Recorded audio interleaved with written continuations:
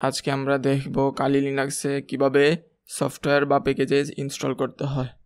আমরা চাইলে সফটওয়্যার বা অ্যাপ্লিকেশনগুলো সার্চ করে দেখতে পারি। এখানে যদি আমরা ব্লুটুথ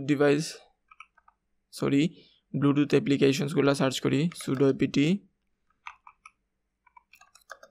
সার্চ ব্লুটুথ,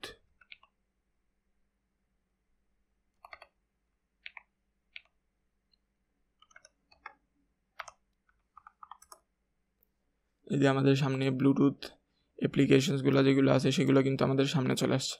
তো এখানে চাইলে আমরা এন্টারের মাধ্যমে নিউ লাইন নিয়ে আসতে পারি এবং স্পেসের মাধ্যমে পুরো একটা পেজ নিয়ে আসতে পারি, এবং এখান থেকে বের হওয়ার জন্য আমরা সিম্পলি Ctrl+C কি চাপ দিব। একইভাবে আমরা ওয়াইফাই বা আরও অন্যান্য যেগুলো অ্যাপ্লিকেশনস আছে সেগুলো আমরা সার্চ করে দেখতে পারি। এগুলো আমরা ক্লিয়ার করি।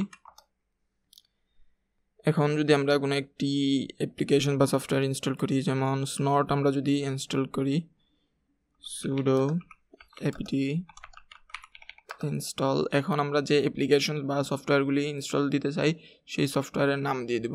এখানে আমি স্নট দেখাচ্ছি, যে আমাদের স্নট সফটওয়্যার কিন্তু ইনস্টল হয়ে গেছে। এখন কোনো কারণে যদি আপনাদের সামনে এরর আসে, তাহলে আমরা একটি রেপোজিটরি অ্যাড করব। এখন প্রশ্ন হচ্ছে গিয়ে রেপোজিটরি কি।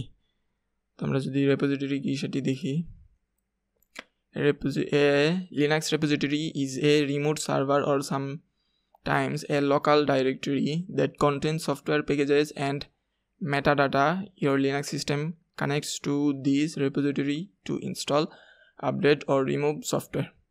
অর্থাৎ আমরা লিনাক্স এই রেপোজিটরি হচ্ছে গিয়ে কোনো একটা সার্ভার বা লোকাল ফোল্ডার যেখানে আমাদের সফটওয়্যার প্যাকেজেসগুলা বা মেটাডাটাগুলো আমাদের ইনস্টল বা রাখা আছে। সেখান থেকে সেই রেপোজিটরির মাধ্যমে আমরা সেই সফটওয়্যার বা আপডেটসগুলো আমরা আমাদের ভিএম বা কালি লিনাক্সে ইনস্টল করে থাকি।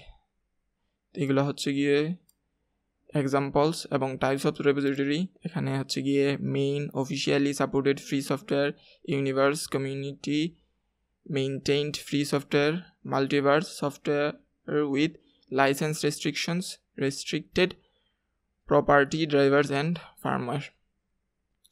এইগুলা আমরা রেপোজিটরির মাধ্যমে ইনস্টল করতে পারি বা প্যাকেজেসগুলো নিয়ে আসতে পারি। এখন আমরা যদি কিভাবে রেপোজিটরিতে ঢুকতে হয় সেটা দেখি, বা রেপোজিটরি অ্যাড করতে হয় আমরা সেটা দেখি। sudo মাউসপ্যাড হচ্ছে গিয়ে একটি টেক্সট এডিটর। etc ডাইরেক্টরিতে আমাদের এই কনফিগারেশন ফাইলগুলো থাকে।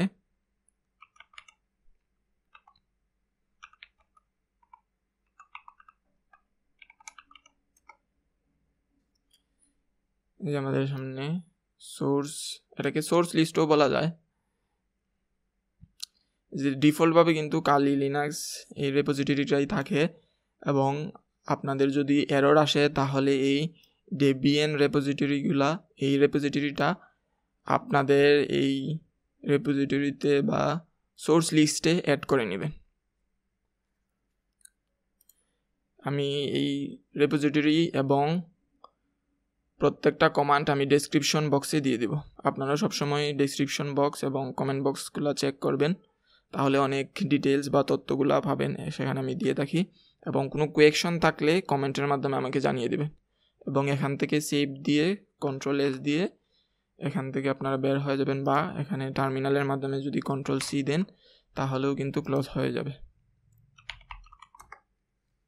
এখন ধরেন আমরা যে এই স্নট সফটওয়্যারটা ইনস্টল করছি সেই স্নট সফটওয়্যারটা আমরা ডিলিট করব। তো সেটির জন্য আমরা দিব হচ্ছে গিয়ে sudo apt remove snot, আমরা ইয়েস দিয়ে দিব।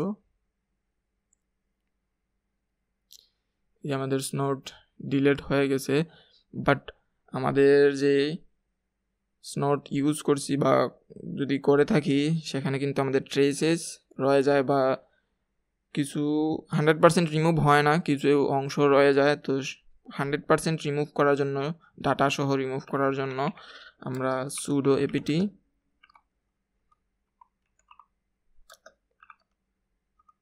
parts not enter, তারপর yes দিয়ে দিব। এখন ধরেন আমাদের এই যে কালি লিনাক্স সিস্টেম আছে সেটা আপ টু ডেট আছে কি না, বা আপ টু ডেট করার জন্য আমরা সিম্পলি রান করতে পারি হচ্ছে গিয়ে sudo apt আপডেট। আমাদের সিস্টেমটা আপডেট করে নিতেছি। এই যে দেখেন আমাদের বিভিন্ন রেপোজিটরিগুলা এখানে দেখাচ্ছে। অনেক সময় কালি লিনাক্স নিজেই চেঞ্জ করে নেয়, এখানে অনেকটা টাইম নেবে। আমি একটু ফাস্ট ফরওয়ার্ড করে দিতেছি।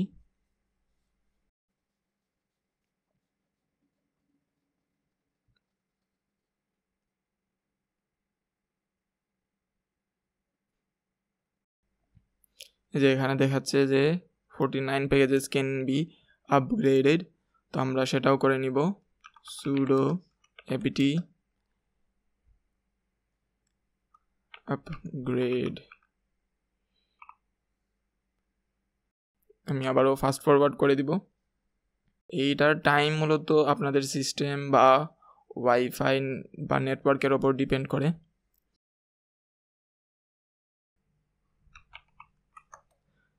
আপগ্রেড হওয়ার পরে আমরা সিম্পলি সিস্টেমটাকে রিবুট করে দেব। তো আমরা দিব sudo